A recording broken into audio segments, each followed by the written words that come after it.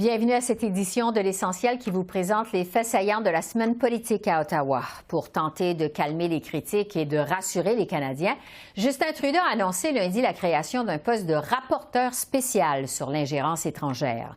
Et plutôt que de céder aux demandes de l'opposition qui réclame une enquête publique indépendante, le premier ministre s'en remet à une enquête à huis clos. Pendant ce temps, les médias multipliaient les révélations d'ingérence de la Chine au pays. J'ai fait le point avec le ministre de la Sécurité publique, Marco Mendicino. Bonsoir, Monsieur le ministre. Bonsoir. Bon, d'abord, sur ces nouvelles révélations du réseau Global, ces deux notes préparées par des hauts fonctionnaires qui suggèrent que le premier ministre Trudeau avait été informé dès 2019 que la Chine finançait secrètement des candidats aux élections canadiennes. Est-ce que ça devient de plus en plus difficile pour le premier ministre Trudeau de dire qu'il n'était pas au courant? Non, parce que, comme le premier ministre a dit, il restait toujours au courant aux causes de l'abréfage qui est offert par les agences qui travaillent dans l'espace de sécurité nationale et des renseignements. Et ça, c'est une des questions que la rapporteure spéciale vont examiner et nous sommes très anxieux d'avancer le processus de la nomination de cet individu, un individu avec les qualifications, avec l'expertise pour naviguer toutes les complexités dans l'espace de sécurité nationale, pour avancer une option. Et puis, le gouvernement va le respecter. Oui, on va y revenir dans un instant, Monsieur le ministre, sur ce poste de rapporteur spécial, parce qu'on parle, entre autres, je reviens sur ces notes, ces révélations du réseau Global. On parle, entre autres, d'une note qui a été préparée par le Conseil privé et qui date de janvier 2022, donc c'est assez récent quand même, et qui était destinée à être lue par le premier ministre Trudeau. Est-ce que c'est quand même accablant pour le premier ministre? Écoute, le premier ministre a dit qu'il recevra des brafages, comme tout le gouvernement, sur des enjeux qui touchaient sur la sécurité nationale, y compris des menaces causées par l'ingérence étrangère. C'est une fonction et une responsabilité de le gouvernement et nous toujours collaborer avec nos fonctionnaires qui travaillent dans une manière indépendant, non partisan. C'est très important de souligner ça parce que cet enjeu n'est pas partisan. Oui. M. Trudeau qui continue de dire qu'il n'a jamais été informé du financement par la Chine de candidats aux élections. N'empêche, il y a le chef de l'opposition officielle, Pierre Poilievre, vous le savez, qui accuse M. Trudeau de travailler contre le Canada et dans les intérêts d'une dictature étrangère. Quand même, ces accusations de M. Poilievre, ça va loin. Qu'est-ce que vous répondez à ces accusations de Pierre Poilievre? Mais je pense que M. Poilievre et les conservateurs font des grands efforts de caractériser cet enjeu dans une manière qui est hyper partisane. Ce n'est pas bon pour nos institutions, ce n'est pas bon pour rassurer tout le monde qu'il y a de confiance dans nos institutions, y compris les élections. Par contre, sur le côté de le gouvernement, qu'est-ce qu'on avait déjà fait? On avait créé le comité de parlementaires. C'est un comité qui compris tous les partis qui est reconnaître dans les chambres de communes. On a créé un bureau de l'OSSN ou NCIRA. Et finalement, on a créé deux panels. Et c'est un panel qui compris des fonctionnaires qui travaillent dans une manière indépendante, non partisane, professionnelle, qui a confirmé que les deux élections étaient justes et libre. Donc, ça, c'est le ton et le teneur de le dialogue qu'il faut suivre dans cet espace. Oui.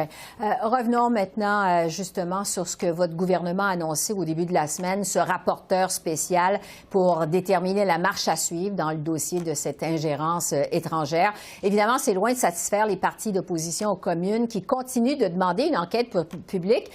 Pourquoi ne pas avoir décrété justement une enquête publique immédiatement? Parce que n'importe quel forum on va choisir, si c'est une commission publique ou un examen indépendant, il faut suivre tous les principes qui gardent les principes de sécurité nationale. Il faut protéger les personnes qui travaillent dans cet espace. Il faut protéger le tactique, la technologie. Ça, c'est la façon qu'on protège pas seulement les institutions, mais même tous les Canadiens et Canadiennes. Et cet individu, il faut choisir une personne avec l'expertise, il faut choisir une personne qui est respectée par tous, et on va engager avec l'opposition. Et j'espère que les conservateurs vont stopper leur tactique de caractériser cette issue comme une issue qui est partisane. Ce n'est pas bon pour la confiance dans nos institutions. Avant de parler de la nomination de ce rapporteur comme tel, vous dites que vous voulez, les libéraux, faire toute la lumière sur cette affaire d'ingérence étrangère. Pourtant, il y a des députés libéraux qui ont organisé une obstruction hier pour empêcher l'opposition d'appeler Katie Telford, qui est la directrice de cabinet du premier ministre, à témoigner sur cette question. Est-ce que les députés de votre caucus veulent vraiment aller au fond des choses? Parce que plusieurs se posent quand même la question. Dans mon avis, notre gouvernement, nous avons toujours fait des efforts d'élever le niveau de transparence. Et je vais déjà offrir des exemples, par exemple le comité des parlementaires, où tous les partis travaillent ensemble sur ce sujet-là de la sécurité nationale. Et je vais offrir un autre exemple de la collaboration de ce comité des parlementaires qui a écrit des recommandations. Un là-dessus est sur la création d'un bureau de coordinateur pour combattre l'ingérence étrangère. Et ça, c'est une des initiatives qu'on a annoncées plus tôt cette semaine dans mon ministère. Donc, oui, il y a des exemples où les partis peuvent travailler ensemble grâce à les nouveaux instruments, les nouveaux outils, les nouveaux comités des parlementaires. Et ça, j'espère, est la manière et le chemin qu'on peut continuer. Parlons de la nomination de ce rapporteur spécial. Bon, on ne sait pas encore qui ça va être. Il y a toutes sortes de spéculations, ce qui est tout à fait normal sur la colline parlementaire à Ottawa. Le premier ministre Trudeau s'est engagé à consulter les partis d'opposition. Mais quand même, c'est M. Trudeau qui va avoir le dernier mot. Est-ce que ce rapporteur spécial va être vraiment indépendant? Oui, vraiment. Et c'est nécessaire. C'est nécessaire parce que je comprends que les Canadiens sont préoccupés avec des questions sur nos institutions, y inclure nos élections. Et la seule façon qu'on peut éliminer des allégations de partisanerie est de nominer sur un processus qui est indépendant, un processus qui vont choisir et trouver une personne avec les qualifications, avec l'expertise. Et je suis très confiant que cette personne-là, cet individu-là, peut faire son travail, peut surveiller toutes les options, peut offrir une recommandation et le gouvernement va le respecter. Et il va être nommé quand, ce rapporteur spécial? Dans les prochains jours, les prochaines semaines, les prochains mois? On peut s'attendre à ça quand? Aussitôt que possible. Je pense que c'est une question de jours, de semaines au maximum, pas des mois. Donc, ça va être à suivre. Avant de vous laisser aller, Monsieur le ministre, on a reçu hier à notre émission l'ancien greffier du Conseil privé, Michael Wernick, qui nous disait qu'il y a des pays, comme l'Australie, par exemple, qui ont déjà adopté des lois pour se protéger contre l'ingérence étrangère. Pourquoi votre gouvernement ne dépose pas tout de suite, justement, un projet de loi qui s'inspire de d'autres pays en matière d'ingérence étrangère? Nous restons toujours ouverts d'examiner les options et cette semaine, c'est une grande semaine. On avait lancé le processus de la nomination de la rapporteure spéciale. En plus, moi, je vais commencer le processus de consultation sur un nouveau instrument, la question de la création de registres pour les agences étrangères et finalement le lancement officiel d'un nouveau coordonnateur pour la lutte contre l'ingérence étrangère dans mon ministère. Et oui, il y a un grand espace pour une conversation nationale pour explorer des autres options, mais toujours dans une manière qui est transparente, toujours dans une manière qui met la lumière sur ce sujet-là, parce que c'est très important que les Canadiens et Canadiennes restaient confiants dans leurs institutions et inclure nos élections. On va continuer à suivre ce dossier qui n'a pas fini de faire des vagues, visiblement, à Ottawa. Marco Mendicino, ministre de la Sécurité publique, merci beaucoup. Merci. Merci. On s'en doute, ces allégations d'ingérence étrangère ont monopolisé l'agenda du premier ministre Trudeau toute la semaine. J'ai donc analysé sa gestion de ce dossier et la réaction très forte du chef de l'opposition officielle, Pierre Poilievre, avec les journalistes Catherine Lévesque et Althia Raj. Bonsoir à vous deux. Bonsoir. Donc, le premier ministre Trudeau a annoncé un rapporteur spécial lundi pour tenter de calmer la grogne. Visiblement, ça n'a pas réussi. Catherine, d'abord, qu'est-ce que vous avez pensé de la gestion de crise de M. Trudeau? Ah, mon Dieu, par où commencer? Écoutez, je pense qu'avant d'en venir au rapporteur spécial, il y a eu toutes sortes de réactions. Il a commencé par dire que c'était pas vrai, finalement, toutes ces allégations. Ces allégations-là qui venaient du Globe, a mis en doute un peu la véracité aussi de ces informations confidentielles qui avaient été coulées au Globe and Mail, à Global News. Et par la suite a dit que finalement, de remettre en doute les élections avec l'ingérence chinoise, c'était du racisme. Alors, il y a eu toute cette gamme d'émotions, de réactions, finalement, pour finalement en venir à cette annonce qu'on a vue lundi. Je pense vraiment que les libéraux espéraient finalement, les partis d'opposition allaient se contenter de cette nouvelle, mais visiblement, ce n'est pas le cas. Les partis d'opposition demandent encore une fois une enquête publique indépendante. Donc, vraiment, là, ils ne lâchent pas le morceau. Et là, ça place les libéraux dans une position très, très délicate en ce moment. Althia, on a eu l'impression que M. Trudeau avait nommé ça un peu dans l'improvisation, ce rapporteur spécial. Qu'est-ce que vous avez pensé de la gestion de crise cette semaine de M. Trudeau? Bien, ils ont réalisé vers la fin de la semaine dernière qu'ils devaient faire quelque chose, puis que c'était... qu'ils ont travaillé toute la fin de semaine à travailler sur quoi la réponse, s'ils devaient faire une enquête publique ou non, puis sont arrivés lundi avec cette annonce-là sur le rapporteur spécial. Je pense que jeudi, en fait, avec le ministre Leblanc, on a eu la meilleure réponse pourquoi ils avaient choisi un rapporteur spécial. Le ministre a dit en comité, on pensait que si on allait créer une enquête publique, un peu comme on a fait avec la commission Rouleau à l'automne dernier, que les gens nous critiqueraient que, OK, les termes de référence sont trop biaisés, que vous avez choisi quelqu'un qui est un libéral ou un libéral associé, puis que si on donnait ça à un rapporteur spécial, ce serait plus non partisan, ce serait vu de manière plus indépendante. Mais c'est certain, comme on a vu cette semaine dans la période des questions et en comité, et dans toutes les coulisses de l'édifice de l'Ouest, que c'est pas la réaction à laquelle ils s'attendaient puis que ça va pas assez loin pour eux. Mais je pense qu'il y a peut-être raison que un ou l'autre, les libéraux auraient été critiqués. De toute façon. Oui, de toute façon. Sur ce rapporteur spécial, justement, il y a tellement de questions qui se posent. Ça va être qui va être nommé quand? Est-ce qu'il va être vraiment indépendant? Catherine, est-ce que ça va être compliqué pour Justin Trudeau de trouver un candidat? Je pense que oui. Je pense que oui parce que déjà, la crédibilité de cette personne qu'on ne connaît pas encore est déjà mise en doute. Déjà, on voit par exemple Pierre Poilievre cette semaine en période de questions dire c'est pas une vraie job finalement, c'est pas un vrai emploi. Il s'en est moqué. C'est quoi un rapporteur spécial finalement? Est-ce qu'il va arriver avec sa cape et sa baguette magique? Donc vraiment, j'envie pas vraiment la personne qui va vouloir accepter finalement ce poste-là. Il va vraiment falloir que ce soit quelqu'un de réellement indépendant et puis quelqu'un qui satisfait à tous les partis, ce qui sera vraiment pas une tâche évidente, je crois. Ouais. Sur la réaction de Pierre Poilievre, justement, cette semaine, à toute cette affaire, parce qu'il est allé quand même assez loin. Il a accusé M. Trudeau de travailler contre les intérêts du Canada, de travailler dans les intérêts d'une dictature étrangère. Qu'est-ce que vous avez pensé, Althia, de la réaction de Pierre Poilievre? Depuis plusieurs jours maintenant, qui nous suggère que ça fait une décennie que Justin Trudeau est dans la poche du gouvernement chinois. Pour être honnête, j'ai trouvé ça décevant. On est habitué.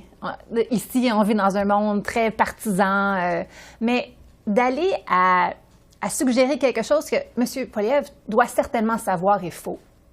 Ça me suggère qu'on vit dans un monde, maintenant, peut-être le monde qui se retrouve à l'Internet et sur mon compte Twitter, où est-ce que ça ne dérange pas qu'est-ce qu'on dit. Il n'y a plus d'intégrité en politique. On veut dire n'importe quoi pour faire mal à notre adversaire et puis ça ne dérange pas et où la vérité. Il y a quand même beaucoup de choses à laquelle on pourrait critiquer M. Trudeau. Sa réponse, certainement inadéquate. Il ne répond pas à des questions claires, il semble avoir quelque chose à cacher. Mais d'aller à dire que Justin Trudeau est dans la poche du gouvernement chinois, puis ça fait une décennie qu'il accepte de l'argent, puis qu'il travaille contre les intérêts des Canadiens, ça, c'est vraiment... c'est décevant. Catherine? On est vraiment un peu dans la conspiration, mais en même temps, je remarquerais que Pierre Poilievre a un peu modifié son approche, hein, parce qu'au lieu d'y aller dans ses grandes déclarations et ses exagérations, disons-le franchement, j'ai trouvé qu'hier, hein, donc mercredi, il a tenté une différente approche et puis justement, il s'est contenté de questions très courtes à la période de questions envers le premier ministre et des questions oui ou non. Est-ce que vous avez été mis au courant finalement de ces allégations? Est-ce qu'il y a un candidat ou même un membre de votre cabinet justement qui est sous influence étrangère de la Chine? Et vraiment, il a mis Justin Trudeau dans une drôle de position parce que M. Trudeau s'est vu obligé de répéter finalement ces mêmes lignes. Alors vraiment, c'était, je pense que c'était une approche différente et je pense que c'est une approche qui s'est avérée être la bonne, je crois, pour prouver que Justin Trudeau, justement, répétait toujours la même réponse. Mais est-ce que je peux ajouter quelque chose là-dessus? Parce que c'est quand même... Il y a des réponses que M. Trudeau pourrait probablement donner. Mais il y a d'autres réponses qu'il ne peut pas donner à cause que c'est de l'information top secrète qui serait en bris de la loi, lui aussi. Alors, je pense que c'est délicat pour le bureau du premier ministre de dire, bon, mais à quoi est-ce qu'on dit oui? Puis si on dit oui, bien, est-ce qu'on se piège dans des choses où on ne pourrait pas dire, puis là, on a l'air de vraiment se cacher des choses? Il y a tellement de choses qu'on ne sait pas, le public, que c'est difficile à juger. Est-ce qu'ils nous cachent des choses pour de vrai ou est-ce qu'ils n'ont pas le droit de nous donner cette information-là? Ou ils ne veulent pas nous donner, puis en nous donnant l'information, aussi le donner au gouvernement chinois et aller à l'encontre de nos méthodes, nos tactiques d'intelligence. Moi, je trouve que cette question-là, là, je ne sais pas quoi penser. Ouais. Parce qu'il y a tellement de choses que je ne sais pas et je ne vais pas pouvoir savoir. À ce sujet-là, justement, parce que, bon, M. Trudeau ne veut pas déclencher d'enquête publique. L'opposition dit que c'est parce qu'il y a des choses à cacher. On a vu que les libéraux ne veulent vraiment pas amener Katie Telford à témoigner, justement, sur cette affaire d'ingérence chinoise. Est-ce que les libéraux donnent l'impression qu'ils ont des choses à cacher? Il donne l'impression, mais en même temps, je m'en remets à l'argument d'Altia. C'est vrai que, selon la loi, il y a beaucoup de choses, en fait, qu'ils ne peuvent pas dire, que le gouvernement ne peut pas dire, ne peut pas partager. C'est contre la loi. En même temps, ce refus est vraiment, parce que ce qu'on a vu en comité, hein, encore aujourd'hui, c'était de l'obstruction carrément de la part des libéraux pendant des heures et des heures. Ils ne s'en cachent même pas. Et ils donnent l'impression, justement, qu'ils ont quelque chose à cacher. Donc, je trouve que vraiment, on dirait qu'ils creusent leur tombe un petit peu. Là, ça les aide vraiment pas, ce qui se passe en ce moment, que Katie Telford aille devant le comité, qu'elle réponde aux questions.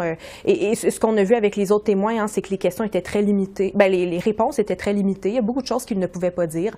Peut-être que Mme Telford là, pourrait faire la même chose. Oui. Il ne reste même pas 30 secondes, Altia. Vraiment, cette histoire d'ingérence, ça a monopolisé toute la semaine politique. Justin Trudeau n'est pas capable de s'en sortir. Le Bloc québécois dit qu'il n'est pas capable de faire sa job de premier ministre. Est-ce que vous pensez que finalement, il n'y aura pas le choix que de déclencher cette enquête publique? Je pense que c'est là où est-ce que le rapporteur spécial va nous amener. Parce que le premier ministre a dit, si le rapporteur le veut, on va le faire. Je pense que Catherine a raison. La première tâche, ça va être trouver le rapporteur non partisan, indépendant, intègre, sans reproche. C'est quand même une liste pas mal, je dirais, courte. Puis, ça laisse pas beaucoup de monde, c'est sûr. Non, mais je pense que la plus grosse question, c'est est-ce qu'on va avoir les réponses avant la prochaine élection?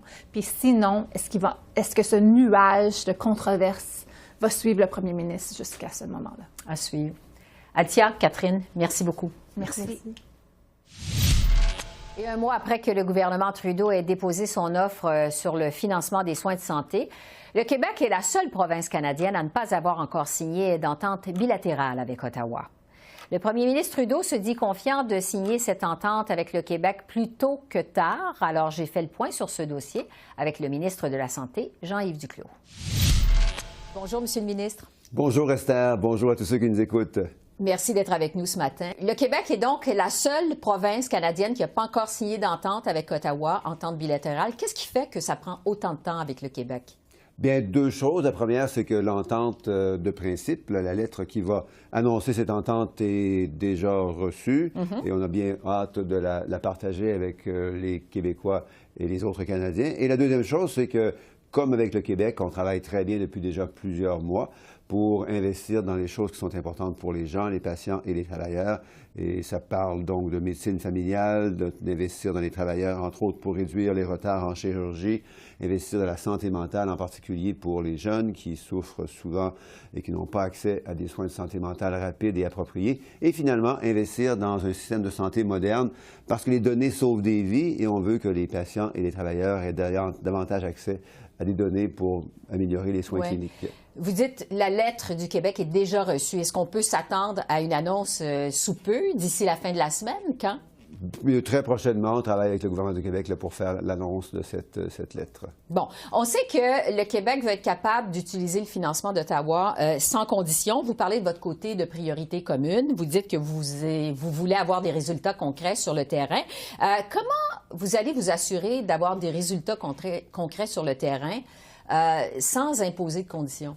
De trois manières. La première, c'est que les plans d'action que les provinces vont maintenant pouvoir commencer à rédiger sont des plans d'action qui sont basés sur ce que eux et elles veulent faire avec l'argent du gouvernement canadien. Donc, on a 4 domaines de priorité très larges sur lesquels on est tous d'accord, ceux que j'ai mentionnés, médecine familiale, santé mentale, travailleurs et soins de santé modernes. Mais les provinces établissent leurs actions avec des cibles et des échéanciers pour pouvoir, par exemple, augmenter le nombre de Québécois qui vont avoir accès à un médecin de famille au cours des prochaines années et pour pouvoir augmenter l'accès des jeunes à des soins de santé mentale. Donc, ce sont des indicateurs associés à des cibles qui viennent dans les plans d'action que les provinces et les territoires vont commencer maintenant à rédiger.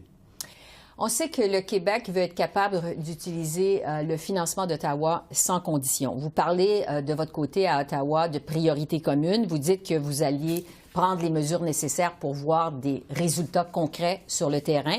Comment vous allez vous assurer justement d'avoir des résultats concrets sur le terrain sans imposer de conditions aux provinces? Parce qu'il y a des priorités communes, des actions que les provinces et territoires vont vouloir privilégier et des cibles et des indicateurs qu'on va pouvoir suivre à travers le temps. Les priorités communes, c'est à nouveau médecine familiale, santé mentale, travailleurs, réduire les retards en chirurgie et un système de santé plus moderne qui utilise mieux les données. Les actions, bien, ce sont les actions que les provinces et territoires vont vouloir privilégier dans ces priorités communes et finalement des indicateurs pour pouvoir suivre les progrès. Par exemple, à quelle vitesse on va pouvoir réduire les retards en matière de chirurgie et de diagnostic causés par la COVID-19, combien de nouveaux travailleurs on voudra engager et quels sont les nouveaux Canadiens et Québécois qui auront un meilleur accès à la médecine familiale au cours des prochaines années. Plusieurs se demandent quelles sont vraiment les différences entre priorité commune et conditions. C'est quoi les différences? C'est quoi la différence? Priorités communes, ce sont les priorités que les ministres de la Santé des provinces et territoires et moi-même avons discuté depuis déjà presque 18 mois. Et les actions, bien, ce sont les actions que les provinces et territoires vont vouloir augmenter, bonifier avec l'argent additionnel du gouvernement canadien. Bon, vous dites ça fait 18 mois qu'on travaille là-dessus. Vraiment, c'est des ententes sur les transferts en santé. Je veux revenir avec vous sur le montant que vous avez présenté aux provinces, justement, le mois dernier. Bon, ça représente, on le sait, 46,2 milliards d'argent neuf sur 10 ans. Le manque à gagner, selon les provinces, les territoires, est de 234 milliards sur 10 ans. C'est quand même assez important. Est-ce que, dans le fond, vous le saviez depuis le début que les provinces négociaient avec le couteau sur la gorge, n'avaient pas le choix que de plier, finalement? Il y a 200 milliards en tout sur 10 ans. Il y a 50 milliards de nouveaux financements. Et avec ce 50 milliards de nouveaux financements, on retourne aux 35 de financement fédéral de la santé qu'on a observé au cours des 40 dernières années. Ce 35 inclut les points d'impôt, parce que quand on trouve 35 au cours des 4 dernières décennies, c'est qu'on inclut les points d'impôt. Et on retourne donc maintenant, avec ce financement additionnel, à 35 Maintenant, l'argent, les points d'impôt, ça vient tous des mêmes poches, des mêmes contribuables. Alors, à la fin, ce qui est important, ce sont les résultats que cet argent du gouvernement canadien additionnel va pouvoir générer pour les patients et les travailleurs à travers le pays. Les premiers ministres des provinces ont finalement accepté votre offre, mais disent que ce n'est pas une solution à long terme. Ça ne représente pas une solution à long terme pour résoudre tous les problèmes qu'il y a dans le système de santé et demandent un examen plus approfondi pour éviter de tomber dans ce qu'ils appellent un précipice fiscal. Est-ce que vous vous engagez à accéder à leur demande? Deux réponses à ça. La première, c'est qu'en plus de ce retour à 35 %, on constate qu'il va y avoir une augmentation minimum de 5 % des transferts canadiens en santé au cours des prochaines années. Étant donné que l'augmentation au cours des 10 dernières années des dépenses des provinces, c'est de 3,9 %, on pense que le 5 % va être suffisant et peut-être même largement suffisant pour accompagner l'augmentation des dépenses en santé des provinces et des territoires. Et la deuxième chose, c'est qu'il va y avoir effectivement une revue des résultats et des montants au cours des prochaines années, autour de 2025-2026. Oui, pour parler d'argent et d'argent peut-être additionnel, mais aussi parler des résultats qu'on aura pu atteindre d'ici là avec ce financement additionnel du gouvernement canadien. Justement, vous parlez de ce délai donc de 3 ans, 2025-2026. Pourquoi 3 ans? Parce que ça prend du temps. Évidemment, à faire des changements, et aussi parce que les défis pour notre système de santé sont majeurs. Il y a un vieillissement majeur de la population au Canada, un vieillissement aussi des travailleurs, de plus en plus de travailleurs quittent notre système de santé, les médecins, les infirmières. Beaucoup ont quitté d'ailleurs durant les dernières années avec la COVID-19, ont été épuisés, fatigués, malades. Alors, ça prend du temps pour engager de nouveaux travailleurs, pour les former, pour reconnaître aussi les compétences de ceux et celles qui viennent de l'étranger. Au Québec et ailleurs, on tarde trop à reconnaître les compétences des travailleurs qui viennent de l'étranger et qui veulent rapidement travailler pour notre système de santé. Justement, qu'est-ce que vous comptez se faire? Parce que c'est un problème. Les travailleurs étrangers qui veulent venir travailler au Canada, finalement, n'ont pas les équivalences. Qu'est-ce que vous comptez faire pour faire en sorte qu'ils puissent travailler plus rapidement dans le système de santé canadien? C'est une question très pertinente et qui tombe à point parce que hier, j'avais justement une rencontre avec tous les ministres de la Santé à travers le pays et on a parlé de l'importance de mieux arrimer l'immigration et la reconnaissance des compétences. Quand les gens veulent venir au Québec, au Canada, pour travailler en santé, bien, ils s'intéressent évidemment à ce qu'ils doivent faire pour pouvoir arriver, mais ce qu'ils peuvent faire ensuite pour pouvoir rapidement utiliser leur talent et leur formation pour être infirmières, infirmiers, médecins, travailleurs sociaux, et ainsi de suite. Alors, on doit mieux travailler ensemble, le fédéral et le provincial, pour que non seulement on puisse faire venir les gens rapidement, mais une fois qu'ils sont ici, reconnaître rapidement leurs compétences. Et ça, c'est une juridiction conjointe entre le gouvernement canadien et le gouvernement des provinces et territoires. Jean-Yves Duclos, ministre de la Santé, merci beaucoup. Merci. Merci et bonne journée à tout le monde. À vous aussi. Merci. Alors voilà, c'est là-dessus que se termine notre revue de la semaine politique à Ottawa. Esther Bégin qui vous remercie d'être à l'antenne de CEPAC, la chaîne d'affaires publiques par câble. Je vous souhaite une excellente fin de semaine et je vous dis à bientôt. Au revoir.